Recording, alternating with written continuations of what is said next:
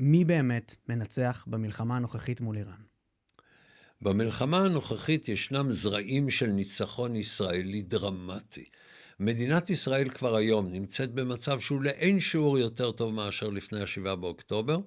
בזכות המלחמה האחרונה, מדינת ישראל תשפר את מעמדה בצורה עוד יותר עמוקה, ואם עשינו טיפול של סתימה פה וסתימה שם, עכשיו אנחנו בטיפול שורש בגורם העיקרי, שהוא האויב של מדינת ישראל, ובסוג האיום העיקרי שמדינת ישראל נמצאת בתוכו. אולי נתחיל בהישג הגדול ביותר. מאז הקמתה של מדינת ישראל, חיפשנו דרך להתחבר לארצות הברית. ארצות הברית מעצבת את הסדר העולמי, כאשר ישראל מתחברת לארצות הברית, היא יכולה להגן על עצמה גם מפני הבוגדנות הסדרתית של אירופה, גם מפני האיבה העמוקה של העולם הערבי, גם מפני גורמים של מה שנקרא העולם השלישי, קראו לזה פעם העולם הבלתי מזדהה, שהתמקד באיבה על המפעל הציוני. ברגע שארצות הברית לצידנו, המצב הוא טוב. עכשיו, יש לנו בעיה בארצות הברית עם חלקים מדעת הקהל, מסיבות שאני מיד אסביר אותן, אבל אנחנו נמצאים היום בעצם בפרויקט משותף, של המעצמה העולמית החשובה ביותר, ארצות הברית, והמעצמה האזורית החשובה ביותר, ישראל. ואנחנו יוצאים למלחמה מתוך שותפות. עכשיו, זאת לא שותפות סימטרית, ארצות הברית לאין שיעור יותר חזקה ויותר חשובה מאשר ישראל, אבל באזור הזה, לארצות הברית כמעט ולא ניתן להשיג את היעדים שלה, בלי השתתפות מסיבית ואפילו הובלה בכמה תחומים של מדינת ישראל. ומה שקורה במלחמה הזאת הוא ביטוי לשותפות הזאת. עכשיו, אני מניח שהחלק העצים של המלחמה ייקח כמה ימים עד שבועיים. אינני יודע אם ארצות הברית תישאר עם מדינת ישראל בחלק ההתקפי, אבל גם אם ישראל תחשוב שהיא צריכה להמשיך את החלק ההתקפי בהסכמה עם ארצות הברית, ארצות הברית נמצאת כאן בצד ההגנתי, ולכן הארמדה הגדולה ביותר שאפשר להעלות על הדעת, לא רק ישראל בתור המדינה המוגנת ביותר בעולם מפני טילים, אלא גם בתמיכה של נושאות מטוסים ומשחטות וספינות טילים מהסוג המתוחכם ביותר שקיים בעולם, עם ארסנל גדול, מגד על מדינת ישראל, כך שישראל יכולה לתקוף, להגן על עצמה, אבל לקבל תמיכה מאוד מסיבית בהגנה על עצמה מארצות הברית. מדהים. אז גם אני אשמח לשמוע, יש את עניין חיסול חמינאי, וגם עניין נפילת המשטר. כמה לדעתך הדברים האלה, מה תפקידם? קודם כל, צריך לחסל את המשטר, אבל חשוב כמעט כמו חיסול המשטר בסופו של דבר, לגרום שאותו זמן שעדיין המשטר יתקיים, אם לא נצליח לחסל אותו מיד, הוא יהיה חלש, עלוב ובעיקר מדוכא, בעיקר מושפל. למשטר הזה הייתה אטרקטיביות לדעת הקהל בעולם הערבי ובמזרח התיכון בכלל, משום שהוא נתפס כהצלחה. צריך להבין, רוב המזרח התיכון, רוב המדינות, רוב הממשלות במזרח התיכון לא רוצות מלחמה עם ישראל. מאז 1979 יש לנו כבר כמעט 50 שנה של היעדר מלחמה, כי העולם הערבי מבין שהוא לא יכול להילחם בישראל ולצאת מזה בשלום. אבל כל זה מתקיים במתח גדול בין הממשלות האחראיות במצרים, בירדן, במרוקו, בערב הסעודית, באיחוד האמירויות מצד אחד, לבין דעת הקהל בעולם הערבי, בכל העולם הערבי, שהיא מאוד רדיקלית. קח לך מדינה שבמשך 100 שנים יש לה אינטרס בישראל חזקה. אני מדבר על השושלת האשמית בירדן, עוד לפני הקמת מדינת ישראל. דעת הקהל בירדן היא רדיקלית, כי זה הכל פלסטינאים ואנשי האחים המוסלמים במידה רבה מאוד, וזה דעת הקהל מאוד מאוד מאוד מאוד רדיקלית. עכשיו, כדי שממשלות אחראיות, כמו שיש לנו במצרים ובירדן, יכולות להגן על עצמם מפני דעת הקהל שלהן עצמן, שתומכות באחים המוסלמים. ראינו את זה בבחירתו של מורסי במצרים. כדי שהם יוכלו להגן על עצמם מפני דעת הקהל שלהם עצמם, הם צריכים להגיד שני דברים. א', אנחנו, מצרים, ירדן, נובס ונושפל אם נלך למלחמה.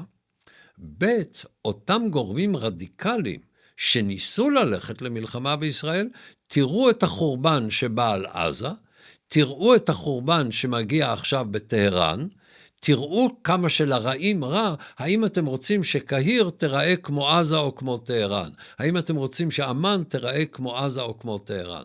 כך שלפגוע ובעיקר להשפיל את הגורמים הרדיקליים, זה חשוב כדי שהגורמים האחראיים יוכלו להגן על עצמם מפני דעת הקהל הרדיקלית שלהם, ולכן להרוג אותם.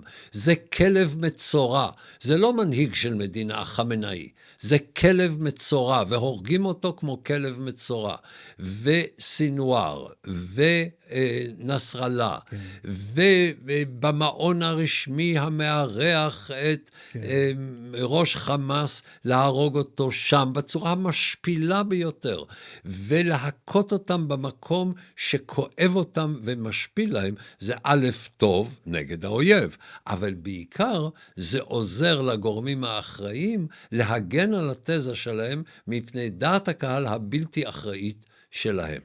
מרתק. אז גם העניין של בעצם חיסול חמינאי, גם בהקשר ההישג הצבאי שלו, מה אתה חושב על זה? זה גם הישג צבאי והישג מודיעיני. וגם כמה, אבל זה עלול באמת להוביל לנפילת המשטר לדעתך. תראה, זה מקרב את נפילת המשטר. אינני יודע אם המשטר ייפול בעוד יומיים או בעוד שנתיים, אני מקווה לא בעוד 20 שנה.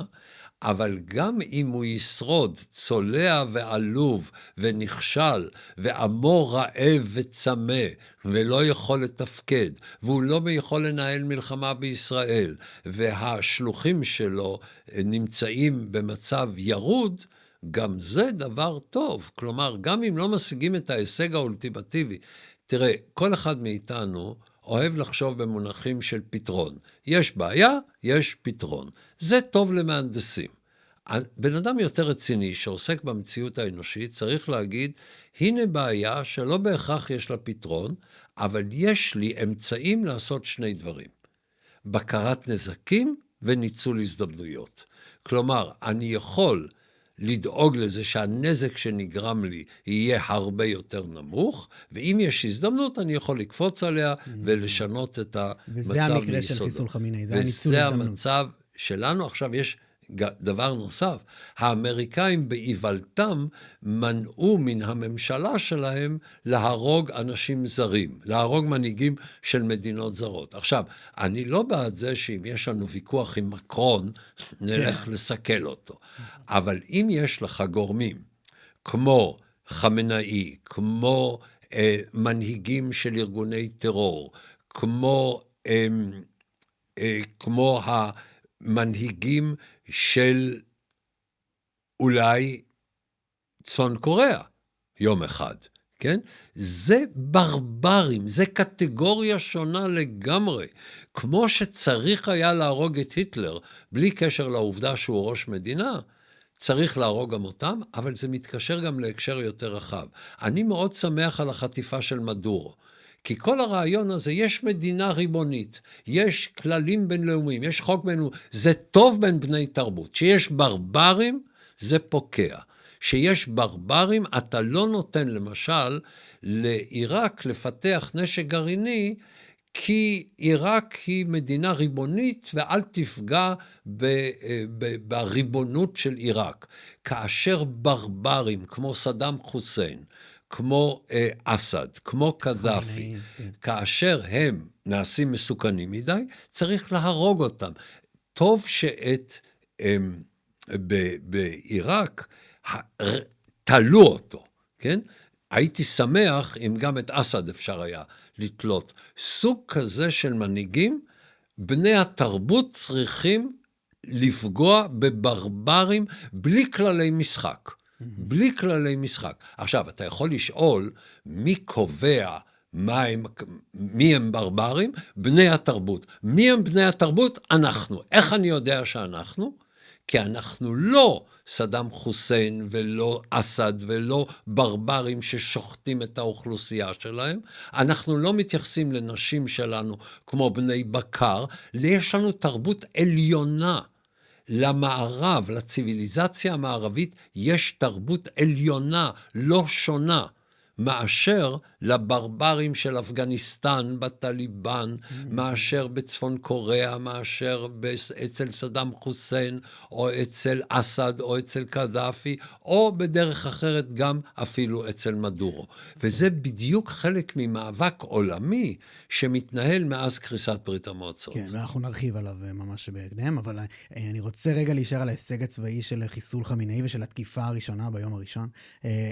איך אתה תופס את זה? וגם פה יש את השילוב עם ארצות הברית. קודם כל, שני הישגים. א', מה שכבר עשינו ביוני, שנה שעברה, של חיסול מדעני גרעין, חיסול אנשי, חלק מהאנשים שחיסלנו עכשיו, הם כבר המחליפים של אלה שחיסלנו אותם אז, זה הישג מודיעיני פנומנלי, זה הישג צבאי ממדרגה ראשונה, וזה הישג פוליטי, משום שישראל וארצות הברית עושים את זה, ישראל מבצעת, אבל ארצות הברית עומדת מאחורי ישראל במהלכים האלה, והמסר הפוליטי של זה אומר, כל הבתי דין הבינלאומיים שלכם, כל הארגונים הבינלאומיים שלכם, שעברו הזניה, וזה הזניה כי קרו שם שני דברים. נכנסו לשם קודם כל המדינות הברבריות והטוטליטריות והאוטוריטריות, והם הרוב בארגונים הבינלאומיים, ולכן העובדה שארגון כמו האו"ם עוסק בזכויות אדם ודמוקרטיה, זה בדיחה אם אתה בודק מי הם הרוב באו"ם, וזה ארגון שפועל על פי רוב, ושנית, נכנסו לשם הרדיקלים, והרסו את אמנסטי אינטרנשיונל, והרסו את Human Rights Watch, משום שהם בעצם הפכו לחסינים של ארגוני טרור. כשהם מדברים על זכויות אדם, הם מתחילים עם זכויות האדם של הברברים.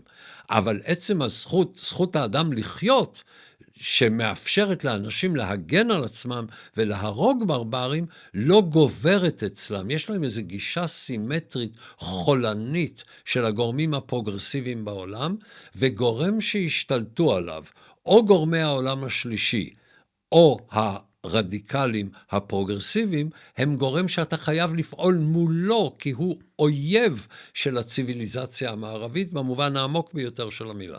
כן, אז בעצם אם אתה מסתכל ברמת ההישג, לאן זה מוביל את ישראל, מה המעמד החדש של ישראל בימים האלה? וגם כבר בעקבות מלחמת 7 באוקטובר, מלחמת תקומה, תקרא לזה איך שאתה רוצה, מדינת ישראל הוכחה כמעצמה האזורית החשובה ביותר במזרח התיכון, בלי שום פרופורציה. המתחרה היחידי למעמד של מעצמה אזורית לישראל הייתה איראן. ישנה גם טורקיה, אבל טורקיה היא מקרה מאוד מיוחד, ואני לא חושב שבעולם הערבי או באזור שאנחנו מדברים עליו, היא מתחרה של ישראל במובן הזה. בתחומים אחרים היא גם אויב של מדינת ישראל, אבל לא במובן הזה. עכשיו ברור שאם מישהו רוצה למנוע מהרדיקלים להיות הגמוני במזרח התיכון, רק ישראל תילחם נגד זה.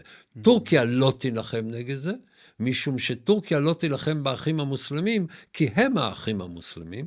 האיום הגדול על המזרח התיכון היו איראן והאחים המוסלמים, שניהם נחלשו מאוד, טורקיה תומכת באחים המוסלמים, לכן במובן הזה היא לא מעצמה, במובן החיובי של המילה, לא מעצמה שיכולה לשמר את המזרח התיכון מפני הנזק הגלובלי שהאזור הזה גורם, ועל כן, אם ארצות הברית רוצה, כפי שהיא חייבת, לצאת מן המזרח התיכון לים סין, כדי להתמודד עם האיום של סין על הסדר העולמי, היא יכולה להשאיר את המזרח התיכון רק בקואליציה שבראשה בפועל עומדת המדינה החזקה ביותר בלי שום פרופורציה במזרח התיכון.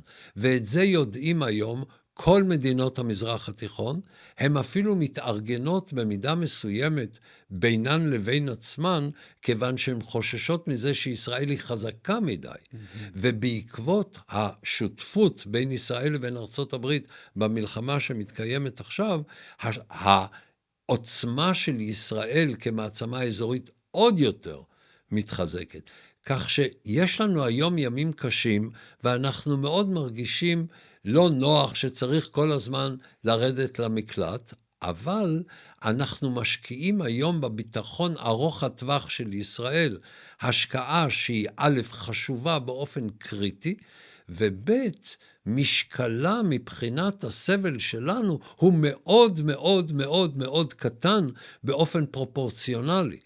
קודם כל, אבדות, אני רוצה להזכיר לכולם, שבמלחמה ארוכה וקשה, אם אתה מוציא את היומיים הראשונים, שבהם באמת הופתענו והוכינו, אבל במלחמה שאנחנו החלטנו לנהל, היה לנו הרבה פחות מהרוג ליום. מלחמה שיש לנו בשטח בנוי, באזור המבוצר ביותר בתולדות האנושות, זה הישג פנומנלי. מבחינה כלכלית, יש מדינות שהצליחו באופן צבאי ונהרסו מבחינה כלכלית. זה קרה לבריטניה במלחמת העולם השנייה. הבעיה שלנו היום זה שהשקל חזק מדי. אנחנו נמצאים היום במצב, אני שמעתי ביטוי שמאוד מצא חן בעיניי, שאומר לצרפתים, אתם ניסיתם למנוע מאיתנו להשיג את ההישגים של הנשק הישראלי בתערוכת הנשק בפריז, עכשיו אנחנו פתחנו תערוכה בטהרן. כן. וכל העולם מסתכל, רואה את ישראל כמדינה המתוחכמת ביותר מבחינת היכולת לטפל אתגרים של המאה ה-21, גרמניה כבר קנתה מאיתנו ב4.5 מיליארד יורו טיל כמו החץ. עכשיו המשמעויות הן לא רק כלכליות. אני אמרתי בהרצאה שלי בבונדסטאג, שבפרספקטיבה של 80 שנה זה מאוד מעניין שהדרך היחידה להגן על ברלין מפני שואה זה כלי נשק של יהודים. תחשוב על זה בפרספקטיבה של 80 שנה. כן? אז מדינת ישראל במחיר הרבה הרבה הרבה יותר נמוך ממה שאפשר היה לעלות על הדעת. במאבק בעת ובעונה אחת, מול חמאס, מול חיזבאללה, מול משטר אסד בסוריה, מול מה שקורה ביהודה ושומרון, מול החות'ים, מול המיליציות בעיראק, בכל החזיתות האלה, מדינת ישראל משיגה הישגים פנומנליים, היא משלמת מחיר מאוד גבוה בדעת הקהל המערבית, אם תרצה נדבר על הדברים האלה, כן. אבל מבחינה של החוסן הלאומי הוא רק מוכח. ישראל מצליחה להוכיח במלחמה הזאת שגם כאשר יש לנו זירה פוליטית קרועה ומשוסעת, החברה הישראלית איננה קרועה ומשוסעת, יש אמירה מאוד שטחית ומאוד עלובה, אוי תראו החברה הישראלית משוסעת, אם החברה הישראלית הייתה שסועה, צה"ל לא היה מתפקד, אז שלא יבלבלו לי את המוח. נכון. כן?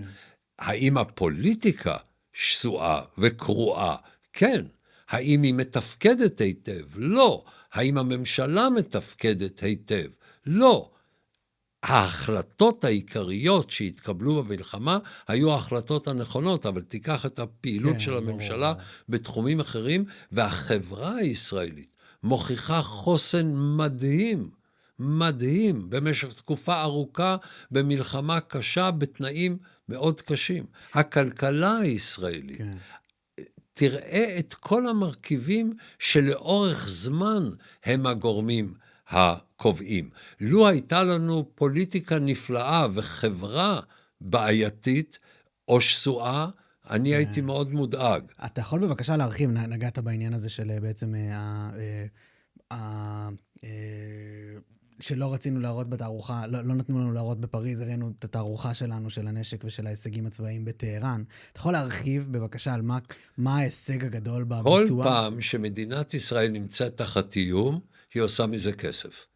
אנחנו היינו תחת האיום הגרוע ביותר שאיזושהי מדינה אי פעם הייתה בהתקפות סייבר, אז הפכנו להיות מעצמת סייבר עולמית. אני חושב השנייה במשקלה אחרי ארצות הברית, ואנחנו מוכרים את זה במיליארדים בכל העולם.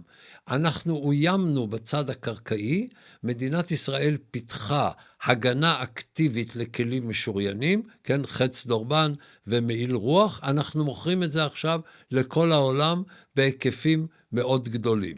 אנחנו הותקפנו בטילים בליסטיים שוב, חברה מערבית שמותקפת, חברה פתוחה, מערבית דמוקרטית, שמותקפת במאות ואלפי טילים, מצליחה לייצר את ההגנה כנגד טילים המפותחת ביותר שקיימת באיזשהו מקום בעולם, ומוכרת את זה במיליארדי דולרים לכל העולם. שיתוף הפעולה שאנחנו מצליחים ליצור בין הגורמים השונים, כל גורם אוסף מודיעין, ומחלקים את המודיעין בין כל המרכיבים, ושיתוף פעולה בין כל הזרועות. מלחמה מודרנית של המאה ה-21 מתנהלת רק במדינת ישראל. ארצות הברית יכולה ללמוד מישראל איך לתחזק מטוסי F-35, איך לשפר את המטוסים הטובים ביותר בעולם. שים לב, יש לערב הסעודית חיל אוויר ענק עם מטוסים מאוד מודרניים, ועכשיו איראן מתקיפה את ערב הסעודית, קודם באמצעות החות'ים, עכשיו בצורה כנראה יותר ישירה. מה יכול חיל האוויר הסעודי לעשות? מעט מאוד. מה יכולות לעשות מדינות אירופה? לא הרבה. הם צריכים עכשיו לבנות מחדש את הצבאות באירופה. למי יש צבא גדול, מודרני, מתפקד? למי יש חברה שמוכנה להתגייס לצבא, שרוצה להגן על עצמה, אנשי מילואים על חשבון המשפחה, על חשבון העסקים שיוצאים למילואים. זה לא קיים בשום מקום בעולם המערבי. אני גם לא חושב שבעולם הלא מערבי יש נכונות כזאת של החברה להתגייס. רוב האנשים באירופה לא מוכנים להגן על המולדת שלהם. רוב האנשים בארצות הברית לא מוכנים לשרת כדי להגן על ארצם. באירופה המצב הוא בנושא הזה קטסטרופלי. במקומות אחרים, ביפן, כך מקומות אחרים, יש בעיה קשה לגייס אנשים. בגרמניה מוכנים להשקיע 100 מיליארד יורו בצבא, אבל אין גרמנים שמוכנים בהיקף הנכון לבנות לגרמניה צבא. אנחנו במצב קשה, אבל עם יכולת להתמודד עם הקושי הזה. חברות נבחנות, לא בשאלה מה גודל האתגר, אלא מהי היכולת לעמוד באתגר. האתגרים שלנו עצומים, והיכולת שלנו לעמוד בהם היא עצומה. עכשיו, במשך הזמן, האיום עלינו הולך וקטן. כיוון שהאיום מגיע יותר ישירות לעורף, אז אנחנו לא מבחינים בזה. אולי כדי לתת פרופורציה. במלחמת העצמאות, היה לנו 1% של האוכלוסייה שנהרג במלחמה. זה פרופורציונלית למצב שהיום 70,000 יהודים, או 80,000 יהודים ודרוזים, נהרגים במדינת ישראל. זה הפרופורציה מול מלחמת העצמאות. אז מי שרוצה להגיד, המצב נעשה יותר גרוע, כי צריך לרדת למקלט, צריך לזכור איפה היינו ב-48. ב-56, באה ארצות הברית ופשוט נפנפה אותנו מההישגים שלנו במלחמה, ואמרה, אנחנו רוצים להתחנף לגמל עבד אל-נאצר. זה מה שאמר נשיא ארצות הברית. ב-53 ארצות הברית אמרה לנו, לא תורידו מים מהירדן לנגב, כי זה לא מוצא חן בעיני הסורים. עוד בשנות ה-60 ניסו לדחוף לנו בכוח, כולל קנדי, את הפליטים של 1948. ב-1967, צרפת עשתה עלינו אמברגו, כאשר כל הנשק המתקדם שלנו היה צרפתי.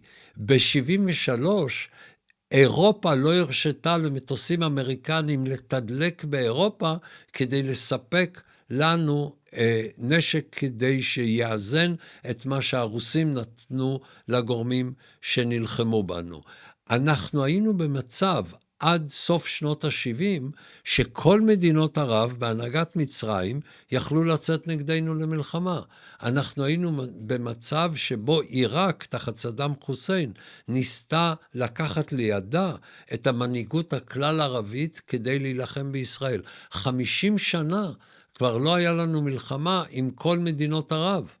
אנחנו ב-2023, כאשר התקיפו אותנו, האויבים שלנו הייתה מעצמה אחת לא ערבית, איראן, השאריות העלובות של מה שנשאר מן העולם הערבי שיתקיף אותנו. אז בוא ניקח את הדברים בפרופורציה. בוא נראה שמדינת ישראל היא היום מדינה איתנה מבחינה כלכלית. אני רוצה להזכיר, התחלנו כמדינה ענייה. היינו במשך שנים ארוכות עד שנות ה-80. היינו כאן בכלכלה מתפוררת.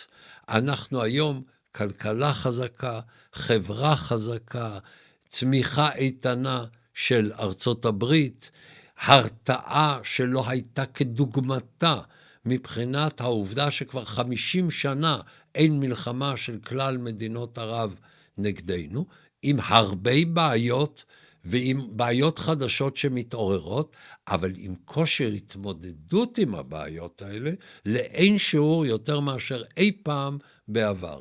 כל עשור מצבה של מדינת ישראל משתפר. אז אם הייתי צריך לעשות גרף של מדינת ישראל, אם זה ראשית הצירים, אז הייתי עושה גרף כזה.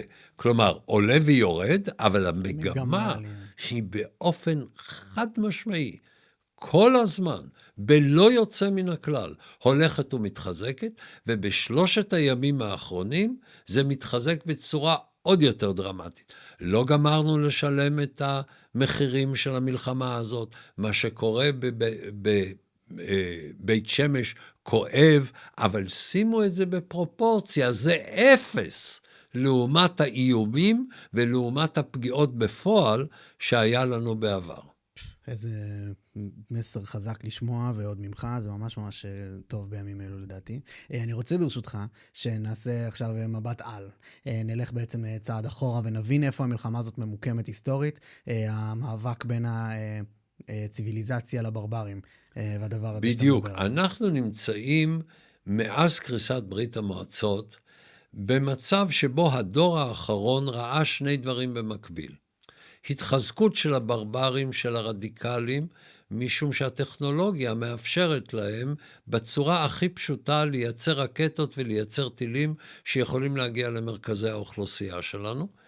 והפריסה של טכנולוגיות חדשות מאפשרות גם לנשק הזה להיות מדויק. אתה יכול לקחת רקטה טיפשה, להרכיב עליה מנגנון הנחיה שאתה יכול לקנות בסופרמרקט, ואז יש לברברים הרדיקליים, גם לקבוצות קטנות, נשק מאוד מדויק. וזה חיזק מאוד את המרכיבים הברברים והרדיקליים בעולם. במקביל, תופעה מאוסה וחולנית לקחה חלק קטן של הליברלים אל הקוטב המטורלל הפרוגרסיבי. עכשיו, הליברל אומר בצדק, אני אלחם בברברי עם יד אחת שקשורה מאחורי גבי, כיוון שאני לא רוצה להידמות לברברי. ישראל לא רוצה לרדת לרמה של החמאס. אז יש דברים שאנחנו יכולים לעשות, והיו מאוד יעילים, ואנחנו לא עושים אותם כדי לא להיות ברברים, כמו אנשי החמאס, או פלסטינים אחרים, או אחים מוסלמים, או הברברים, חיזבאללה, האחרים שאנחנו צריכים להיאבק בהם. מה אומרים לנו הפרוגרסיבים? כן, יופי שאתם קושרים יד אחת, מה עם היד השנייה? למה אתם לא קושרים גם אותה? וזה מתחבר אצלם עם מחלה מוסרית עמוקה. פרוגרסיב הוא אדם חולה מוסרית, שאומר, אני לא רוצה להיות מסוגל להגן על עצמי, משום שאני אשם. מה שלא יקרה, אני אשם. גם אם הוא ברברי, אני אשם, אני עשיתי אותו ברברי. והתרבות החולנית הזאת, שהשתלטה על חלק מאוניברסיטאות העילית בארצות הברית, שהשתלטה על חלק מהאליטות בעולם, שהשתלטה על חלק גדול של התקשורת, בצורתה הפחות רדיקלית, היא משפיעה כמעט על כל השמאל בעולם, משום שהליברלים הטובים, והליברלים בשבילי הם הטובים, אם הם מחוברים ללאומיות, מקשיבים לפרוגרסיבים, ועושים אותה טעות שהלאומיות עשתה עם הפשיסטים. אני אסביר כך, לא ייתכן שתהיה דמוקרטיה וזכויות אדם בלי לאומיות. כי כל הנכונות שלך לוותר לאנשים אחרים נובעת מהסולידריות. אתה אומר, אם בן עירי הוא עני ואין לו מה לאכול, אני מוכן שיקחו ממני מיסים כדי לעזור לו להשתקם, לחזור לעבודה ולבנות את עצמו. יש לי סולידריות איתי. נוצרה כאן פיקציה של סולידריות אוניברסלית. אנחנו אחראים לכל העולם, ויש לנו סולידריות עם כל העולם. זה אתה יכול אם אתה עשיר, חי בשכונה שאין בה מהגרים מאפגניסטן, ואם יש לך השכלה גבוהה, ואם אתה תורללת על ידי סיסמאות שנשמעות מאוד מבריקות, אבל אין להם שום אחיזה במציאות. אני יכול לחיות טוב מאוד, כאשר יש מיליארדים של אנשים שסובלים גם בצד הכלכלי וגם בצד הפוליטי. האם הייתי רוצה שיהיה להם טוב? כן. האם לחלק מהם יהיה להם טוב הם יבואו להרוג אותי? כן. כי אני מכיר בעובדה שתרבות יכולה להיות תרבות נחותה, לא שונה אלא נחותה. לטליבן יש תרבות נחותה באפגניסטן, ולכן אם יש אנשים רעבים בפקיסטן, באפגניסטן, לא רוצה להביא אותם לאירופה, כי הם יבואו עם התרבות הנחותה שלהם, והאלימות שלהם והיחס שלהם לנשים, והם יהרסו את הציביליזציה המערבית. אז זה מעלה שתי שאלות ברשותך, שזה דברים שאתה נוגע בהם. אחד זה בעצם ההתפשטות של האסלאם דרך פתיחת השערים. שוב, בוא נהיה זהירים. לא מדובר האסלאם, אין דבר כזה היהדות, האסלאם. יש מוסלמים שאימצו תרבות נחותה, כן. בפקיסטן, באפגניסטן, בחלקים גדולים של העולם הערבי. גם כן כמובן, לא כולם, אבל זה הזרם המרכזי במדינות הללו. יש אסלאם הרבה יותר מתון באינדונזיה. יש אסלאם יותר מתון בהודו. כך שהתפיסה שאומרת, ברגע שאתה פותח את הקוראן, יוצא משם איזה שד והופך, לא. ברור שלא. לא, השאלה שלי מגיעה מהמקום של פתיחת השערים באירופה, לאותם בני תרבות. זה קטסטרופה. כן. זה קטסטרופה, ולצערי זה עוגן בחוק הבינלאומי, וגם ישראל ימצא את זה, כאילו שבכל מקום בעולם, אם מישהו סובל והוא נרדף, אני חייב לתת לו להיכנס אליי הביתה. וזה עלול להיות הסוף של אירופה. זה קטסטרופה, משום שקודם כל זה עניין של מספרים. יש מיליארדים בעולם שסובלים, אם אני אביא את המיליארדים האלה לאירופה וארצה, אז כל המין האנושי יסבול. כלומר, הדרך היחידה לתת איזשהו סיכוי למין האנושי, זה למנוע מכל המיליארדים האלה לבוא, ולהביא חורבן על התרבות המערבית. אז את זה אני אשמח שתרחיב, את בעצם מהלך הגיאופוליטי העולמי שקורה בהקשר הזה, אבל יש גם את המרכיב שדיברת עליו, של החולשה של הליברליזם הפרוגרסיבי. כן, הבעיה היא שהליברלים מקשיבים לפרוגרסיבים. אז תרשה לי רק להשלים את הדוגמה. הלאומיות שהיא מסגרת סולידריות חיובית, ודמוקרטיה יכולה להתפתח רק בלאומיות, וזכויות אדם במסגרות לאומיות, או במי שנבנה ממסגרות לאומיות, כמו ארצות הברית, שזה סוי ג'נריס, מקרה מאוד מיוחד. עכשיו, הצירוף הטוב ביותר, שהביא להצלחות הגדולות ביותר, זה לאומי וליברלי. הגרסה הישראלית זה יהודי ודמוקרטי. בעת ובעונה אחת. באיזון טוב בין השניים, יש מתח בין השניים, אבל השאלה היא איך אתה מאזן בין המתח הזה. עכשיו, הציביליזציה הזאת מאוימת משני כיוונים. לאומיים שחשבו בטעות שהפשיסטים הם יותר לאומיים מהם, לאומיים יותר טובים מהם, ולכן פגעו בלאומיות במאה הקודמת, בגלל שחלק מהם הלך לכיוון הפשיסטי, ובדור האחרון זה קורה בקוטב השני. זה קורה כאשר ליברלים חושבים שפרוגרסיבים מטורללים הם יותר ליברלים מהם, ולכן מהם צריך לקבל את הסטנדרט, ולסטנדרט שלהם צריך להגיע. ולכן כאשר מפלגות של מרכז שמאל במערב מאמצות סטנדרטים פרוגרסיביים, הן הופכות להיות לאיום במדינה שלהם עצמם, אגב, בין היתר, על ידי כך שהם מביאים את המהגרים שהורסים את הציביליזציה המערבית, כי כולנו אחים בסולידריות גלובלית מומצאת, שאין לה שום בסיס ענייני, ואותם אנשים גם רוצים לתת לברברים את הזכות להיות ברברים, כי בין כך אנחנו אשמים שהם ברברים. למשל, לקחו את העובדה שהייתה גם עבדות במערב, ועשו את האדם הלבן אחראי לעבדות. רוב העבדות זה עבדות ששחורים לקחו עבדים אחרים, גם שחורים וגם לבנים. כן.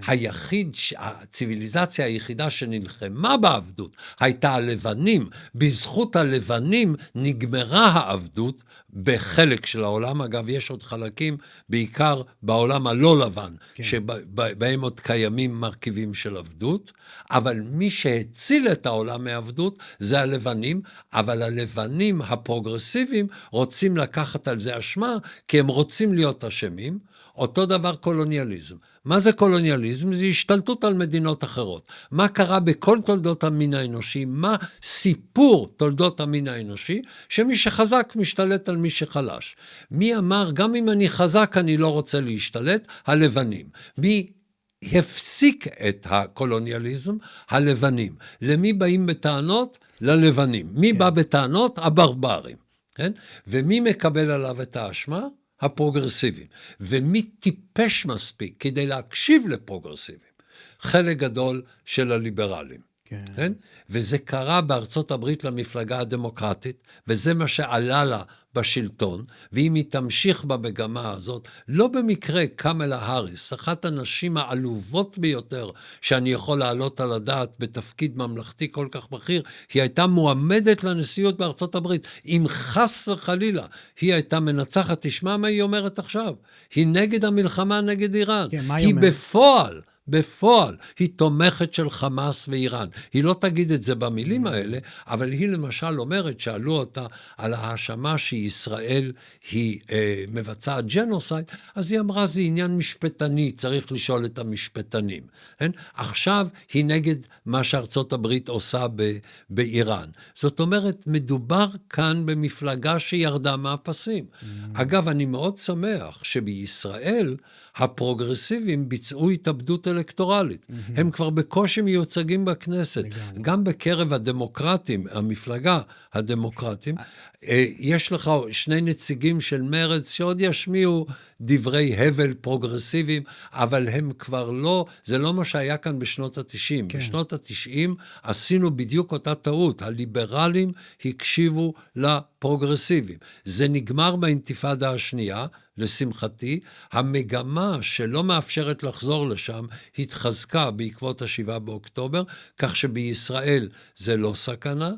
בגרמניה יש לך סכנה שממשלה ימנית של מרקל אימצה מדיניות של השמאל הרדיקלי בעניין ההגירה, ויצרה במו ידיה רבע מהציבור הגרמני כציבור פשיסטי שתומך היום ב-AfD.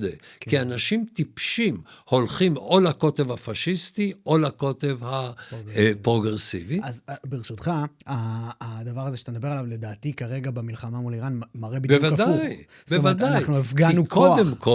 קודם כל, באים אלה שהם לא פרוגרסיביים, ואלה שיכולים להיות ליברליים בלי ההשפעה של הפרוגרסיביים, ואומרים, את המשטר הזה צריך להשמיד. בדיוק. כן? אבל האם המהלך שביצענו, שהיה בעצם הפגנת כוח כל כך גדולה, האם היא בעצם משפיעה על איך בעצם מסתכלים עלינו הפרוגרסיביים והפשיסטים? כן, משפיעה לרעה, והרע הוא טוב. זה שעכשיו הניו יורק טיימס נגדי, אני יודע שאני עושה את הדבר הנכון. את זה תסביר לי. מילא ניו יורק טיימס, BBC, CNN, כמעט כל התקשורת העולמית, ביקרה את ישראל בצורה איומה ונוראה, ולמעשה, תחת המסווה של אנחנו הומניטרים, עזרה לברברים, ודרך אגב, אולי יש כאן איזה פרדוקס מעניין. מרוב האווירה האווילית הזאת במערב, היה יותר קל לאיראנים לרמות את עצמם, שהמערב לא יעז לעשות, שארצות הברית לא תעז לעשות את מה שהיא עשתה, וחשוב מאוד שהם טעו בכל השיקולים שלהם, והביאו את זה על עצמם. היה הרבה יותר מסוכן אם הם היו באים למשא ומתן עם טעונים רציניים, כי אז המלחמה לא הייתה באה. עכשיו, גם אם הם יבואו למשא ומתן אחרי שהם חטפו, אז הם במצב הרבה יותר גרוע, כלומר הם הושפלו, ואני חוזר ואומר, חשוב את המשטרים הברברים לא רק להכות, אלא גם להשפיל. אנחנו רוצים לעזור לגורמים האחראים, לא לשכנע את דעת הקהל הרדיקלית שלהם, לא ללכת לכיוון הרדיקלי, ולכן טוב שהגורמים הללו מושפלים. זה ממש מעניין. אתה יכול בבקשה להרחיב את בעצם זה שאם הניו יורק טיימס באים כנגדנו עם ביקורת, זה טוב לנו? באיזה אופן זה לדעתך? אני חושב שהמצב שבו גורמים פרוגרסיביים משפיעים על ליברלים, זה דבר ביסודו רע מאוד. אבל הדרך היחידה שהבועה הזאת תתפוצץ, זה להביא את זה לאבסורד. אם בהרווארד ובקולומביה, לא היינו רואים אנשים מטורללים, אבל אני מדבר על המכלול, לא על מטורלל בהרווארד, אלא הרווארד כן, מטורללת. חלקים גדולים מאוד של אוניברסיטאות האליטה, אם הם לא היו כל כך קיצוניים וכל כך מטורללים, היה יותר קשה להיאבק בזה. תמיד כאשר הרעים נעשים עוד יותר רעים, ואתה יכול לחשוף את זה, זה יותר טוב. אני אתן לך דוגמה, חזר עכשיו לתודעה אחמדינג'אד. כשאחמדינג'אד היה הנשיא, היה קל להגיד, הנה ברברים, תראו את אחמדינג'אד, כי הוא גם נראה כמו ברברי, מדבר כמו ברברי, אפשר לעשות את זה. בא אחר כך רוחני, ואתה אומר, מה, הוא מדבר, ואז במסווה הזה בנו נשק גרעיני, במסווה הזה יצרו את טבעת האש סביב מדינת ישראל, במסווה הזה תרללו את אובמה, את האיש המבולבל ביותר, וזה דבר ממש מרתק. אדם כל כך אינטליגנטי, כל כך מתוחכם, אורטור גדול, לפי כל קנה מידה, כנראה גם בן אדם נעים ברמה האישית, מבולבל במובן העמוק ביותר של המילה. אויב של הציביליזציה המערבית באופן אובייקטיבי. באופן אובייקטיבי, בגלל שהוא שידר חולשה. הוא אמר לברברים, אני אתן לכם, כי אני אשם במשהו, כן? כי ארצות הברית אשמה במשהו. ואני אתן לכם, תנו לי רק להעמיד פנים, שזה לא יתפרץ בכהונה שלי, ואני נותן לכם הסכם שבעצם מאפשר לכם לבנות נשק גרעיני. קצת סבלנות ויהיה לכם נשק גרעיני. זה ה-JCPOA, זאת המשמעות של זה. בכל מקום בעולם, המסר של אובמה היה, לברברים יש הרבה יותר אופציות. אומר טראמפ בצדק. הרבה מאוד דברים הוא אומר לא בצדק ואפילו מגוחכים. אבל שהוא אומר שהמלחמה באוקראינה לא במקרה פרצה ב-2014 תחת אובמה, ואחר כך ב-23, 22, כן. נכון? תחת ביידן, לא במקרה. לא במקרה, כי אומר לעצמו פוטין, יש לי ווימפ בבית הלבן, מישהו עלוב בבית הלבן, שלא יעשה שום דבר. אז ישמיעו הצהרות תמיכה, כן, אבל אין לו את החרדה, לא ברור לי מה יעשה נשיא ארצות הברית. והמסר של המלחמה האחרונה, וגם מה שהוא עשה בוונצואלה, תשמעו, אני באמת בלתי צפוי. אני באמת יכול לעשות דברים שהם לחלוטין בלתי צפויים, ולכן לא כדאי לכם להסתכן. אצל אובמה לא הייתה סכנה. כן. אצל ביידן לא הייתה סכנה. אני אתן לך דוגמה כאן מהמזרח התיכון. החות'ים, ברברים אולטימטיביים, המציאו את הברבריות, כן? על הדגל שלהם כתוב, מוות לארצות הברית, מוות לישראל, השפלה ליהודים, ועלה יותר גדול. ישראל מוזכרת פעמיים, כן? והם ברברים לפי כל קנה מידה, אין בהם עצם לא ברברית בגוף הלאומי שלהם. מה עושה ביידן? כאשר סעודיה ואיחוד האמירויות נלחמות בחות'ים, הוא ממש מכריע אותם, אונס אותם, להפסיק את המלחמה, מוריד את החות'ים מרשימת הטרור, ונותן להם סיוע הומניטרי. כן. אתה צריך להיות אידיוט כדי לפעול בצורה כזאת. אתה צריך לא להבין במובן העמוק ביותר של המילה, מה זה רדיקליזם, כדי להניח שאם אתה תיתן תנין, אם תיתן לו בננה, אז הוא יהפוך לפודל. זה פחות או יותר, אני מגזים כמובן, לגמרי. אבל הגישה הבלתי אינטליגנטית, הבלתי מחוברת למציאות של החיים, שהפגין אפילו ביידן, שהוא פחות גרוע מאובמה. אובמה היה בעד אויבי ארצות הברית, נגד שותפי ארצות הברית. כן. ביידן היה גם בעד השותפים, וגם בעד האויבים. היה פשוט פרווה קצת, לא עשה יותר מדי. אני חושב שביידן גרם נזק, וטראמפ במידה רבה תיקן את זה. תראה, יש ביטוי יפה באנגלית, God works in mysterious ways.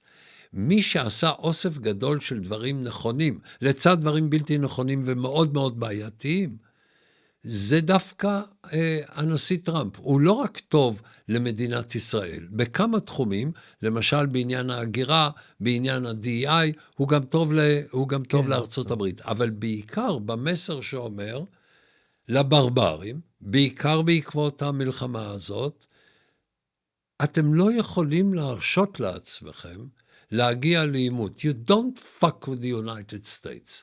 כן? זה מסר מאוד מאוד חשוב. עכשיו, אני רוצה ליברל שאומר את זה. אני רוצה מישהו שכל מערכת הערכים שלו דומה למערכת הערכים שלי. אבל אם הוא לא יודע להגן על הציביליזציה המערבית, הוא גם לא יכול לקדם את סדר העולם הליברלי. סדר העולם הליברלי לא ניתן לקידום על ידי חולשה. חולשה היא אויב. כולנו מכירים את האמירה הידועה, power corrupts, absolute power corrupts absolutely. כן, כוח מוחלט משחית. כוח משחית, כוח מוחלט משחית באופן מוחלט. דווקא אדלי סטיבנסון, ליברל אמריקני מאוד ידוע ומאוד מרשים בגישה הליברלית שלו, אמר, power corrupts, weakness corrupts absolutely. כוח משחית, חולשה מעודדת את הברברים, הברברים פועלים, ואז אתה צריך להפעיל יותר כוח, ולהיות יותר לפגוע יותר בדברים שלא היית רוצה לפגוע בהם, אבל במלחמה הם נפגעים. זה משפט שממש נשמע קשור לאיך שתיארת את אובמה. בהחלט. חולשה, שחיתות. בהחלט. אובמה, הנשיא הגרוע ביותר של ארצות הברית בתחום מדיניות החוץ, מאז מלחמת העולם השנייה. ממש מרתק כל הדברים שאתה אומר. אני רוצה ברשותך רגע לחזור לאיראן ולמשטר הנוכחי, ולהבין בעצם מה לדעתך קורה לו בימים אלו. מה המכה שהוא חוטף כרגע תעשה לו? תראה, הוא נכשל בכל תחום שניתן להעלות אותו על הדעת. הוא נכשל כלכלית, הוא נכשל ביכולת לתת לאיראנים דרך חיים סבירה, שבן אדם אומר, טוב, אני לא נלחם במשטר, זה מפחיד אותי, אבל החיים שלי הם פחות או יותר נורמליים. הוא נכשל בעניין הזה. הוא נכשל בדבר העיקרי שהוא רצה, וזה להקרין כוח, ובצורה כזאת, על ידי שילוב של הקרנת כוח מלמעלה, ופעולה bottom up, להשתלט על מדינות ערביות. הוא השתלט על לבנון, הוא השתלט במידה רבה על סוריה, ועל עיראק, ועל תימן, ובמדינות אחרות הוא יצר איום חמור במכלול רחב מאוד של מדינות באזור, ועל כן הוא היה נתן לפחות לקנאים בקרבו את הסיפוק שאומר, אמנם קשה לנו היום, אבל אנחנו בונים את כוחנו. היום קרסו כל הפרויקטים הגדולים שלו. קרס חיזבאללה, קרס חמאס, החות'ים בצרות, המיליציות האיראניות לא מעיזות לפעול, ובתוכו המצב הכלכלי נעשה גרוע לאין שיעור, אין מים, אין חשמל, מערכת לא מתפקדת, הכלכלה קורסת, ישראל מתחזקת, הגורמים העוינים אותו בעולם הערבי, איחוד האמירויות, מתחזקות, כן? ארצות הברית פועלת נגדו, מאז 79, מצבו מעולם לא היה כל כך רע כמו היום. אז זה בעצם, מה ההשלכות של בעצם החיסול של חמינאי וכל הדרג הבכיר שם? זה לאן עוזר, זה עומד ללכת? זה עוזר. אגב, צריך להמשיך בחיסולים. כן. כן? בא מישהו, צריך לנסות להרוג גם אותו. אתה חושב אבל שבעצם יעלה עכשיו מישהו דומה לחמינאי, או מישהו אני קיצוני חושב יותר? שהיום זה פחות חשוב מי יעלה. השאלה מה יש לו להפעיל. נניח שיעלה מנהיג מרשים. כן? אין לו כבר עם מה לעבוד, כמו שהיה לחומייני ולחמינאי. אין לו עם מה לעבוד. זה נפגע בצורה מאוד מאוד קשה. עכשיו במערכה הזאת? בבקשה? עכשיו אתה מתכוון במערכה הנוכחית? כבר מ-23, כן? כי כבר טבעת האש נפגעה, כבר איראן נחשפה בפגיעותה המופלגת, כן? כך שגם מנהיג יותר מרשים יתקשה לעשות את זה. אם יבוא מנהיג יותר מתון, צריך להביא אותו לכניעה, כי מה שחשוב זה לשבור את האטרקטיביות של הממשל הזה. לא הייתי רוצה לתת לו 5 שנים להתאושש. כן. הייתי רוצה לשבור אותו. אני היום לא רוצה פשרה עם האיראנים, כן? אני רוצה מצב שבו יהיה ברור שהוא הושפל, שבו נלקח ממנו, בוא נאמר ככה, הזאב שעקרו את שיניו, כן? אם כולם רואים שיש לו שיניים תותבות, שלא יודעות לתפקד, או לא שיניים בכלל, זה חשוב. כך, רק מה שמשפיל את איראן, הוא עכשיו הסדר טוב. ואתה חושב שיש השתלשלות אירועים שיכולה להוביל לזה יותר בשלב? אני חושב שמעולם לא היה הסיכוי שהוא יחוסל כל כך גבוה כמו היום. זה לא אומר שזה יקרה תוך יומיים או תוך חודשיים. כן. אבל זה אומר שאם היה סיכוי, או אם יש סיכוי, הוא היום הרבה יותר טוב מאשר אי פעם בעבר. אוקיי, אז אני רוצה ברשותך, שאנחנו ניקח בעצם גם שני דברים שאני רוצה שנשארו לי פתוחים, גם עניין הגרעין והאיום הגרעיני בכללי, ומאיפה הוא עלול להגיע, ופשוט בכללי הסכנות עבור ישראל בעולם החדש הזה שקמנו אליו היום. האיום הגרעיני על ישראל בא היום מאיראן. האיום הזה הוא הרבה יותר קטן, משום שגם ארצות הברית נחושה, ואפילו האירופים שלא מוכנים לעשות שום דבר, מבינים שהגרעין הזה מאיים גם עליהם. מאוד שמחתי שטיל או כטב"ם, אני לא יודע מה בדיוק, איראני הגיע לקפריסין, כן. זאת מדינה אירופית, ומאוד הייתי רוצה שהאירופים יבינו, ושוב, הם מבינים את זה, הם רק כל כך אימפוטנטים וכל כך עלובים, למעט גרמניה, אולי גרמניה, איטליה, אולי ממשלה אחרת בבריטניה, תהיינה מסוגלות לעשות משהו בנושא הזה, אבל הסיכוי של איראן להמשיך ולפתח בתאוצה את הגרעין, הרבה הרבה הרבה יותר גרוע מאשר היה לפני שנתיים. הרבה הרבה יותר גרוע. גם בזכות מה שקרה שם ביוני, גם בזכות מה שקורה שם עכשיו, וגם בזכות ההכרה העולמית, שישראל בעצם מנהלת מלחמה שכל העולם זקוק לה. תראה, אני אתן לך השוואה שאולי תראה לך משונה. כל הציביליזציה המערבית תלויה באמריקה. בלי אמריקה כולם לא מסוגלים להגן על עצמם. את מי יותר שונאים באירופה מכל מקום אחר? את אמריקה. עכשיו גם שונאים את ישראל יותר בגלל שהיא חזקה. יהודים אפשר לאהוב כששוחטים אותם. כשהיהודים מגינים על עצמם, שונאים אותם.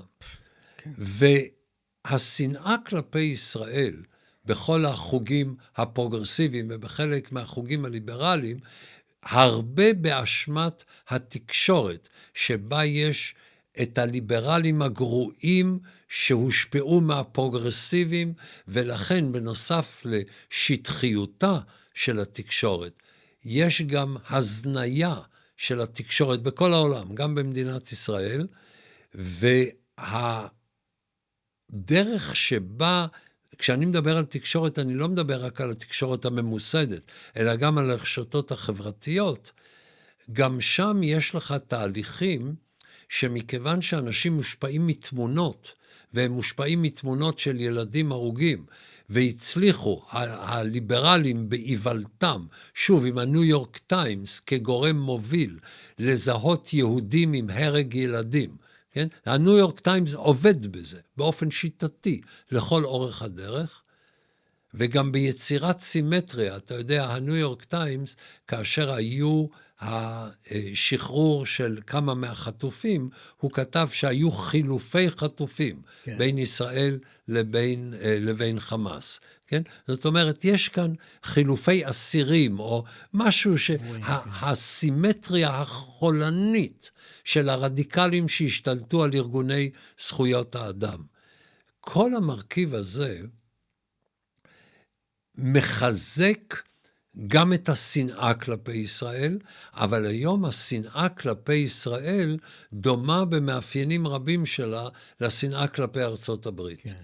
ומצד אחד, בזכות ישראל, בוא נאמר כך, אם ישראל חס וחלילה הייתה מקשיבה לאירופאים חסרי האחריות, אז לסדאם חוסיין היה נשק גרעיני, ולאסד היה נשק גרעיני, ואולי גם לאיראנים היה נשק גרעיני. כן?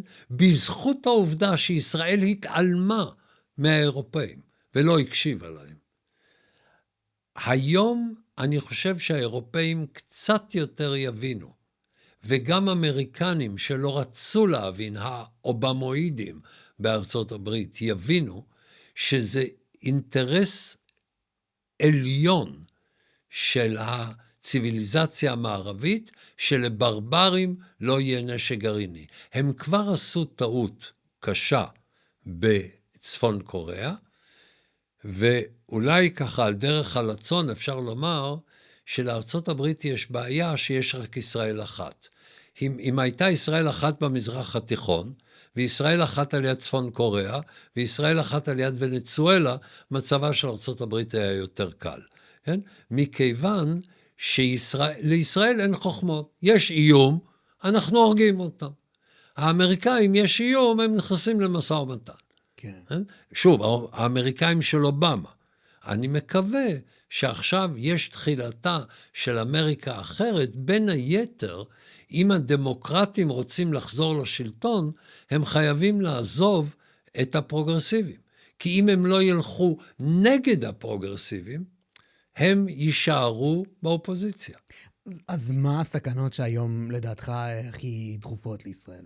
קודם כל, עדיין צריך להיאבק באיראנים ובגורמים רדיקליים אחרים. טורקיה היא אויב באגן המזרחי של הים התיכון, בסוריה, בעזה, בירושלים, אפילו בסומליה.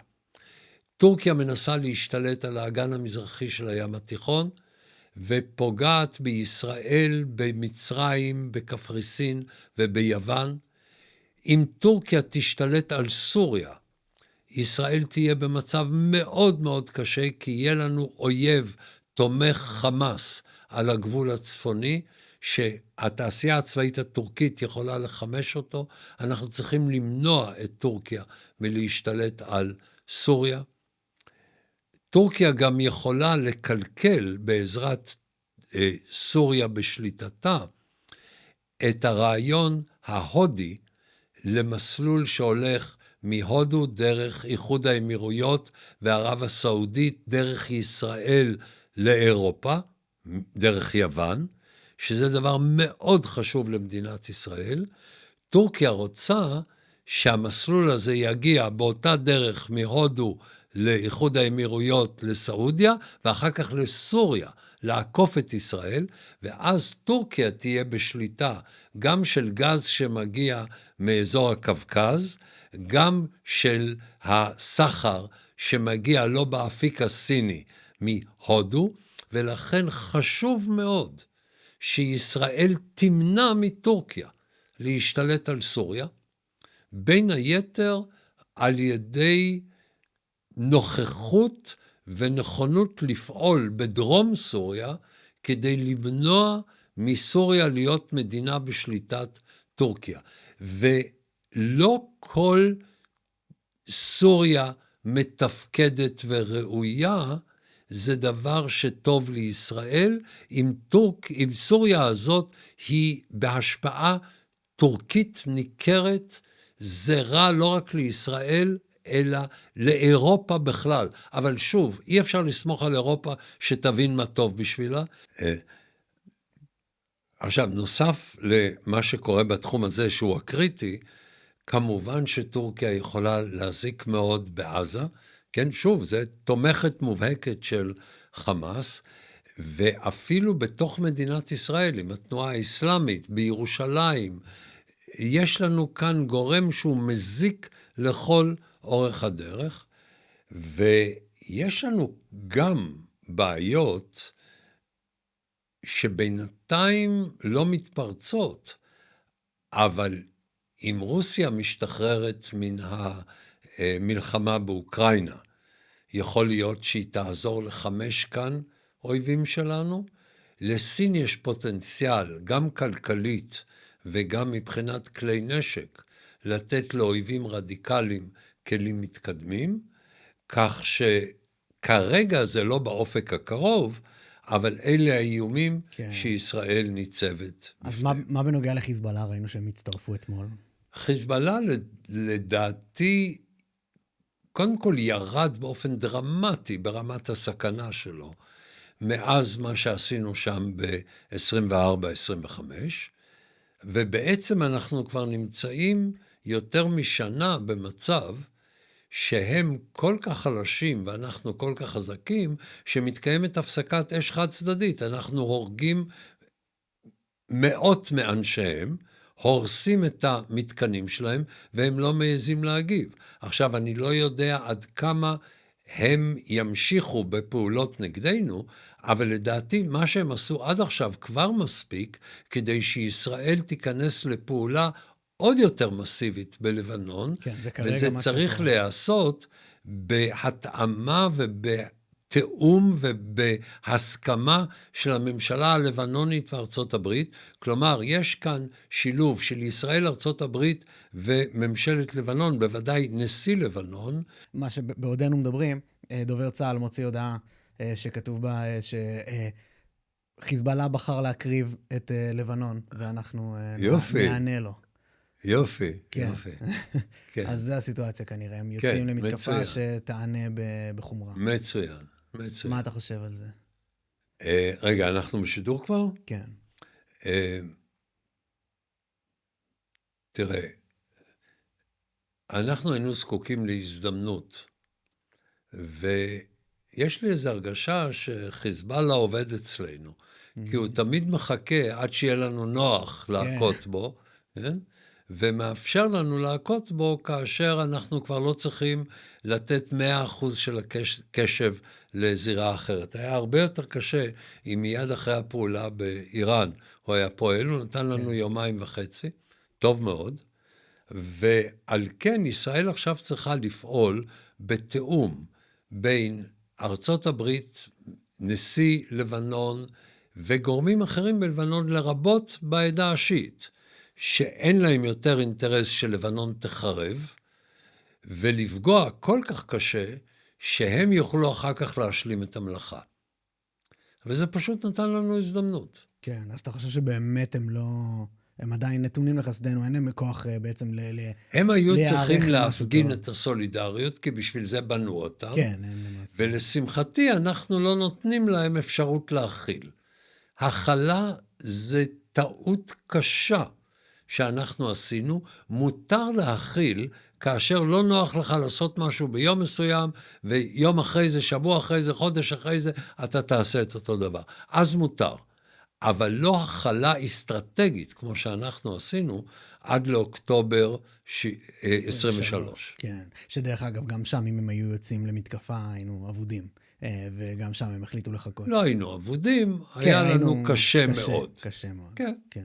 אוקיי, אז בעצם במשהו שאני לא יודע כמה אתה מעורה בו, אבל אני אשמח להבין את פרשנותך לגביו, זה בעצם המהלך המודיעיני שהוביל ליכולת של ישראל לחסל את כל הבכירים באותה מתקפה. זה מה שנראה לי רוב התקשורת העולמית מדברת כהפגנת הכוח הגדולה ביותר, היא בעצם איך ידענו על כל מה שקורה שם. תראה, לישראל תמיד היו הישגים מודיעיניים מדהימים בתחומי האיסוף ובתחומי המל"ם, מודיעין למבצע. אנחנו לא תמיד היינו טובים בהערכות, אבל בוא נגיד, להיות יותר טובים מהאמריקאים זה לא קשה, כן? אתה בעצם כל אחד יותר טוב מהאמריקאים, אבל גם אנחנו טעינו טעויות קשות, אגב, לא רק ב-73 ולא רק ב-23. אנחנו גם במקרים קודמים לא היינו מוכנים, למשל, המצרים ברותם, ב-1960, תפסו אותנו לגמרי בהפתעה, וכאשר כוח שריון ניכר מאוד כבר היה בתוך סיני. אבל כשהחלטנו להתמקד בלבנון ובאיראן, והשקענו בזה משאבים רבים, ואת האנשים הטובים ביותר, ואת היצירתיות הישראלית, התוצאות הן באמת מדהימות. בעזה, קודם כל לא השקענו את הקשב הנכון, ושנית, הכישלון הנורא ביותר הוא הכישלון של השב"כ, שהיה אחראי על יומינט, ולא היה יומינט, לא היה מודיעין אנושי, והשב"כ ניסה להתחמק ממלוא האחריות על ידי כך שהראש השב"כ עשה תרגיל שבו כאילו הוא גוף עצמאי וראש הממשלה לא יכול לפטר אותו והממשלה לא יכול לפטר אותו ובית המשפט העליון שיתף פעולה עם זה. כן. אז זה משכיח את העובדה לכל מי שלא סובל את נתניהו, לפעמים בצדק גמור, זה השכיח את העובדה שהכישלון המונומנטלי היה של השב"כ. כולנו נכשלנו, קואליציה, אופוזיציה, צבא, קהילת המודיעין, בהבנת החברה בעזה, הכישלון הגדול שלנו היה הכישלון של המודיעין האנושי, כישלון של יומינט, שהוא בעיקר כישלון של השב"כ ושל ראש השב"כ הקודם. ואני מציע לא לתת לעצמנו להיות מושפעים ממאבקי כוח מול ראש הממשלה, כדי לתת לשב"כ להשתחרר מן האחריות הישירה בעניין הזה, ואנחנו בכלל צריכים להבין את עומק הפיתוי שיש לחברות דמוקרטיות להסתמך על כלים לא אנושיים, ולהבין שגם בתנאים מאוד קשים צריך להשקיע מאמצים עצומים במודיעין האנושי. יש דברים שרק המודיעין האנושי יכול לפענח, ועוד דבר מאוד חשוב שבו כל מדינת ישראל נכשלה, וזה בעניין התרבותי. אנחנו חוזרים שוב ושוב, 100 שנים על אותה שגיאה, להניח שהשכנים שלנו בכלל והפלסטינים בפרט הם אנשים כמותנו. האם הם בני אדם כמותנו? כן. האם הם אנושיים כמותנו? כן. האם הם גם רוצים בין היתר חיים טובים כמותנו? כן. אבל סדר העדיפויות שלהם שונה.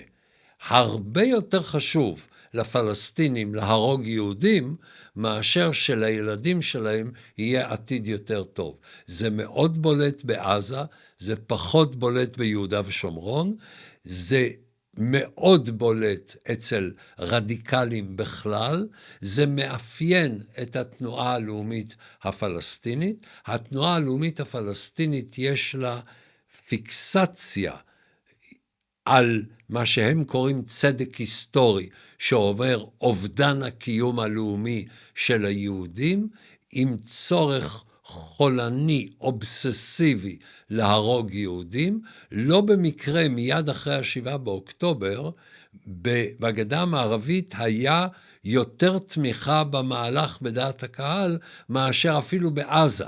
כלומר, גם בעזה זה היה גבוה, אבל בגדה המערבית זה היה יותר גבוה בקרב האוכלוסייה הפלסטינית. להבין שיש לנו עניין עם חברה שחלק גדול ממנה והחלק הדומיננטי בקרבה. זה מה שקובע, לא המספרים, אלא המעמד. המעמד הדומיננטי בחברה הפלסטינית, בתנועה הלאומית הפלסטינית, זה בקרב אנשים שבאים מעולם ערכי מקביל לעולם הערכי שלנו. זה לא משהו שאנחנו יכולים להבין על ידי השאלה האידיוטית, מה הייתי עושה אם אני הייתי בצד שלהם. אם אתה לא מכיר את התרבות שלהם, אל תשאל את עצמך שאלות אידיוטיות, לא תקבל תשובות אידיוטיות. אז לגמרי, ואני מסכים עם הכשל של השב"כ בהקשר של האיסוף מודיעין של יומנט והכל. השאלה שלי הגיעה מתוך בעצם פעילות של המוסד באיראן. זאת אומרת, יש פה מרכיבי מודיעין שונים. המוסד באיראן וגורמים אחרים, אמן, וכל קהילת המודיעין הישראלית עשתה עבודה נפלאה, גם בלבנון וגם באיראן, מתוך הנחה שהמלחמה תהיה שם ולא בעזה. כן. כן? עזה הייתה צריכה להיות גם כן על ידי המוסד אולי.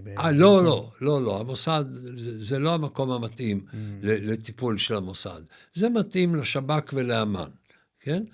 אבל אני מניח שעכשיו אנחנו מקדישים הרבה יותר מאמץ, אבל אני רוצה לחזור ולומר, הטעות התרבותית שלנו חוזרת 100 שנים.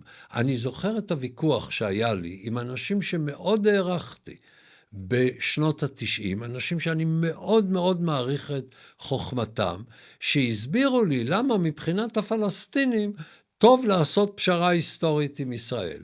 ואני אמרתי, הסיכוי הוא 0. לא היה קמצוץ, לא 1 למיליארד של סיכוי, שהחברה, שהתנועה הלאומית הפלסטינית, תהיה מוכנה לפשרה היסטורית, לנטוש את זכות השיבה. וגם היום, אם איזה פלסטיני מדבר איתי, לא משנה על מה, ירושלים, ביטחון, גבול, לא מעניין אותי.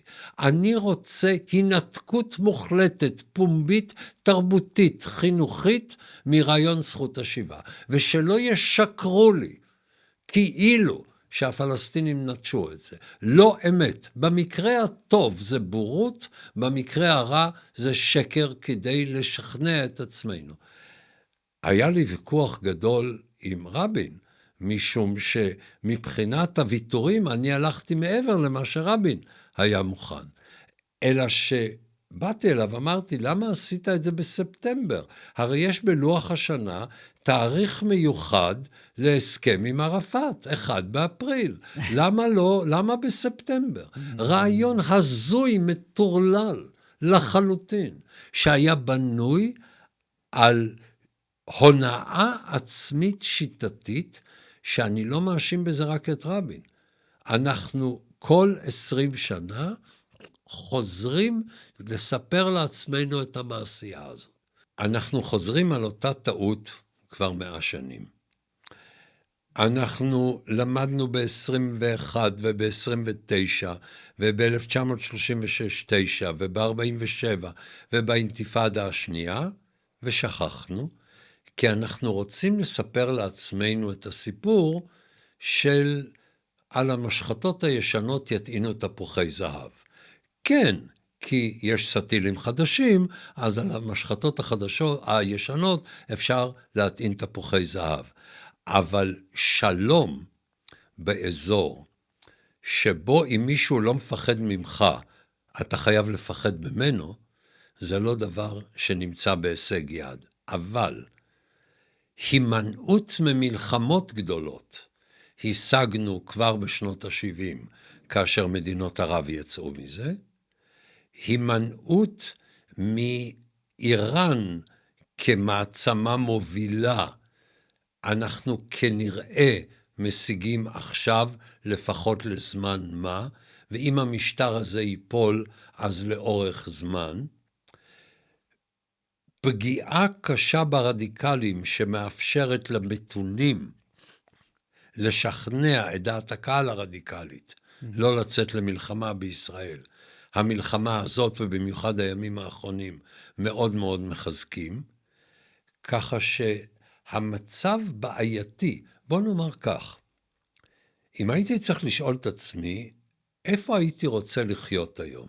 בוודאי כיהודי, אבל גם בכלל כבן התרבות המערבית, הייתי אומר, הייתי רוצה לחיות במדינה שהיא גם ליברלית וגם מסוגלת להגן על עצמה, מדינת ישראל, לא אירופה,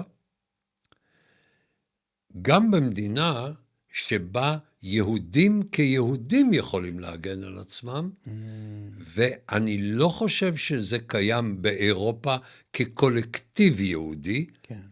לא שהממשלות באירופה תרדופנה יהודים, אני לא חושב שאנחנו הולכים לכיוון הזה, אבל חיים ביהודים באירופה כבר אין, חיים יהודים בארצות הברית, לדעתי בתוך דור, כן. כבר לא יהיה, היהודים הצעירים בחלקים מאוד גדולים שלהם, לא רוצים להזדהות כיהודים, לא מעוניינים בחיים יהודיים, נישאים בנישואים מעורבים, לא מגדלים את הילדים שלהם כיהודים, יש מספר קטן מאוד של ילדים, מתחת לאחוז הריבוי הטבעי הדרוש כדי לקיים אותו מספר של אוכלוסייה, ובכלל אנחנו מתלוננים, אבל החיים שלנו בארץ הרבה יותר טובים מאשר במקום אחר. אגב, זה לא במקרה, בעיצומה של המלחמה בשלבים הכי קשים שלה, וזה לא היום, בשלבים הכי קשים של המלחמה, 92.4% מהיהודים אמרו שיש להם חיים טובים. אגב, 85% של הערבים בישראל אמרו שיש להם חיים טובים. אז לדעתך הכי בטוח בעולם ליהודים בישראל? המקום שבו אתה יכול לומר, אם משהו מאיים עליי, יש לי מה לעשות בנושא הזה, זה בעיקר במדינת ישראל. בעיקר במדינת ישראל. האיומים שלנו הרבה יותר גדולים, אבל יכולת ההתגוננות שלנו לאין שיעור הרבה יותר טובה. והיכולת שלנו בעת ובעונה אחת, להיות ספרטה כלפי חוץ ואתונה כלפי פנים. בעת ובעונה אחת.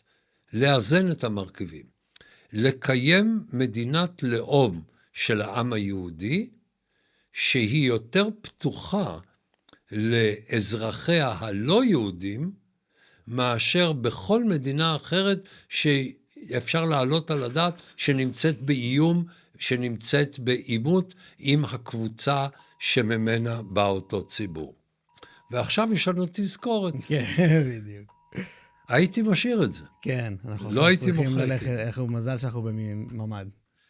הנה, שים לב בתוך הפודקאסט שלנו. אנחנו יושבים ודנים בצורה מיושבת, ומבחינתך גם בצורה תרבותית, כן? אני מרשה לעצמי לפעמים להתבטא בצורה יותר בוטה, ובחוץ יש מלחמה, ובחוץ עפים טילים. ובאמצע הפודקאסט שלנו יש אזעקה. עכשיו, בעצם מיקרוקוסמוס של מדינת ישראל נמצא פה בחדר. יושבים שני אנשים שלא בהכרח חושבים אותו דבר, אבל יכולים לדבר זה עם זה, ואנחנו יכולים להגן על עצמנו. כרגע, דפנסיבית, הגנתית, אנחנו יושבים בממד, אבל צה"ל הוא הזרוע האופנסיבית, שבמרחק של 2,300 קילומטר מאיתנו, הורג את האויבים שלנו, והורס את כלי הנשק שלהם. אם צריך להיות באיום, ככה אני רוצה להיות באיום. כאשר אני יודע להגן על עצמי דפנסיבית כדי למזער נזקים, להגן על עצמי התקפית כדי להקטין את האיומים, ולקיים בינינו דיון שבו אפשר להסכים ואפשר לא להסכים, ואפשר לרצות בדברים שונים, ויש לנו מערכת ממוסדת שמסבירה מי מאיתנו קובע. בהחלט. מה עוד תבקשי מאיתנו מכורה ואין עדיין? לגמרי. אתה מדבר הרבה על הבעיות שיש בחברה הישראלית. האם לדעתך יש פתרון, יש מוצא בעצם לאן החברה הישראלית צריכה ללכת? יש מוצא, מכיוון שבין הליכוד לבין מרץ, יש לנו בערך 80 חברי כנסת, אולי יותר, כלומר יש רוב מסיבי, ואפשר להקים ממשלה בלי חרדים, בלי פשיסטים ובלי משיחיסטים. ואם נקים ממשלה כזאת, לפי דעתי אין ויכוח אמיתי בשום תחום. בוא נלך דבר דבר. אתה מדבר על ממשלה ציונית. ממשלה ציונית. אין בישראל ויכוח כלכלי חברתי. אין באמת סוציאליסטים, יש בדיחות סוציאליסטיות, אין באמת סוציאליסטים, ואין פשיסטים, ואין קפיטליסטים חזיריים. כן? זאת אומרת, כאלה שלא רוצים לדאוג לשכבות חלשות וכו'. אין לנו את הכתבים. יש ויכוח בתוך החברה הישראלית, אם מדינת הרווחה צריכה ללכת טיפה ימינה או טיפה שמאלה, זה כל הוויכוח. וזה לא דבר קטן. שבחברה כמו שלנו אין ויכוח בנושא הזה. שנית, הוויכוח החשוב על הפלסטינים הוא לא אופרטיבי, משום שגם שוחרי הפשרה יודעים שכרגע ההקמה של מדינה פלסטינאית זה קטסטרופה מבחינה ישראלית, וזה קטסטרופה פעמיים. זה יביא מלחמה בלתי נמנעת, כי הפלסטינים כל התנועה הלאומית הפלסטינית ממוקדת באתוס של המאבק ושל השהידים, והם יביאו לכאן מיליציות אפגניות, והם יביאו את האיראנים לכביש 6, והם יביאו פצצות. הם הפכו נשק כל דבר. בעזה הם הפכו קונדומים לנשק, הם מילאו את זה בהליום וקשרו את זה לפצצות תבערה. גם השמאל הלא מטורלל, שזה הרוב המכריע של השמאל הישראלי, יודע שכרגע הקמת מדינה פלסטינית תביא מלחמה. עכשיו, שמאל מתוחכם צריך גם להגיד לעצמו, אם תהיה מלחמה כזאת, נכבוש שוב את הגדה המערבית, ואז נשאר בה לנצח, וזה קטסטרופה גם מבחינת השמאל. כן. מצד שני, הימין, ברובו המכריע, לא רוצה להתיישב בעזה. אני יודע שעושים הרבה רעש, והתקשורת עושה מזה הרבה רעש, כי זה טוב לתקשורת שבין כך עברה במדינת ישראל הזניה. ערוץ 12 הפך להיות הבן דוד של ערוץ 14. עוד לא האח התאום, אבל הבן דוד של ערוץ 14. אבל אין לנו את זה גם בימין, ככה שלכל העתיד הנראה לעין, גם זה לא נושא למחלוקת. הנושא המשפטני, כל אדם סביר יודע שמצד אחד יש כאן השתלטות עוינת של מערכת המשפט על מדינת ישראל, שצריך לגזום אותה, כלומר צריך לתת לה להתפתח בלי להשתולל כמו שהיא עשתה, וגם כל אדם סביר יודע שרוטמן ויריב לוין הלכו רחוק מדי בהשתלטות על המערכת הזאת. אפשר לקחת משהו מהמשפחה של פשרת הנשיא שבוז'י הציע, אפשר להציע תיקונים כאלו או אחרים. הרוב הגדול של הציבור הישראלי יכול להגיע לפשרה. אני אתן שתי דוגמאות. למשל, האם צריך להיות לבית המשפט רשות בחוק ממוסדת לבטל חוקים? כן. אבל רק בהרכב מלא של כל חברי בית המשפט העליון, ורק ברוב מאוד מאוד מיוחס. כי אם יש 3 שופטים בבית המשפט העליון שלא חושבים שזה בלתי סביר בצורה קטסטרופלית, אז בית המשפט לא צריך להתערב. צריך חוקי יסוד שחסינים לחלוטין מפני התערבות של בית המשפט העליון, אבל צריך לקבל אותם בשתי כינוסי כנסת עוקבים, או וברוב מאוד מאוד מיוחס.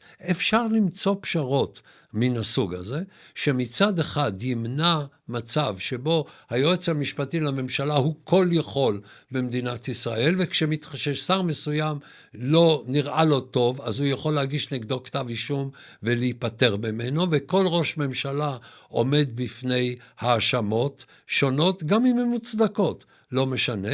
צריך לא ללכת לקוטב הזה, ולא ללכת לקוטב שבית המשפט לא מסוגל, בקיצור, איזונים ובלמים ראויים. תראה לי עוד נושא שיש עליו ויכוח. קשה בכלל להבחין בין הרוב הגדול של המפלגות במדינת ישראל. ומרגע שהגרעין הקשה של החרדים לא נמצא בממשלה, אז אפשר את המרכיב הפרזיטי שמסכן את עתידו של העם היהודי להכניס לבקרה. עכשיו, שלא תהיה אי הבנה, אין לי בעיה עם חרדים בממשלה או עם ערבים בממשלה, בתנאי שהחרדי עובד, משלם מיסים ומתגייס לצבא ולא דורש זכויות מיוחדות, בתנאי שהערבי מקבל את מדינת ישראל כמדינת הלאום של העם היהודי, ולא מתחכם בצורה הנלוזה והדוחה שכל המנהיגות הערבית כמעט מתחכמת. יש חריגים מעט מאוד. אין לי בעיה עם ערבי או עם חרדי. יש לי בעיה עם הפרזיטיות של הגרעין הקשה של החרדים, ועם העובדה שהערבים כמו הפלסטינים, הערבים בישראל בכלל, כמו הפלסטינים, נצמדים לאתוס הפלסטיני של מה שהם מכנים צדק היסטורי, שבה לא קיימת מדינה יהודית. כן. וסוג כזה של ממשלה יכול לנצל את הפוטנציאל האדיר של מדינת ישראל, שגם במצבה הנוכחי, עם כל קשייה, היא הישג פנומנלי, וליצור גבולות שבתוכם אתה מקיים פלורליזם. פלורליזם בלי גבולות מנוצל על ידי הרדיקלים. דמוקרטיה בלי גבולות, דמוקרטיה שאיננה דמוקרטיה מתגוננת, לא יכולה לתפקד. את זה למדו כל הדמוקרטיות. גם לפלורליזם צריכים להיות גבולות, ואת הגבולות האלה צריכים לקיים בצורה מאוד גמישה, ולפתוח אותם גם לשינויים, עם שינוי האתוס החברתי, אבל הם צריכים להתקיים שם. ושוב, עד עכשיו מאוד מאוד הצלחנו, ואולי דבר אחרון, בוא נפסיק לחתור לפתרונות. פתרונות יש רק לתשבצים. אין דבר כזה פעם אחת ולתמיד. חברה חופשית מתחדשת בהתמדה, לומדת בהתמדה, מתקנת את עצמה בהתמדה, ואנחנו פה חברה יותר חופשית מאשר יש בכל מקום אחר בעולם. מדהים. דוקטור דן שפטן. עצם העובדה שנותנים לי לדבר, זה כבר אומר שזאת חברה מאוד חופשית. לגמרי. תודה רבה, דוקטור. היה תענוג. ממש תודה.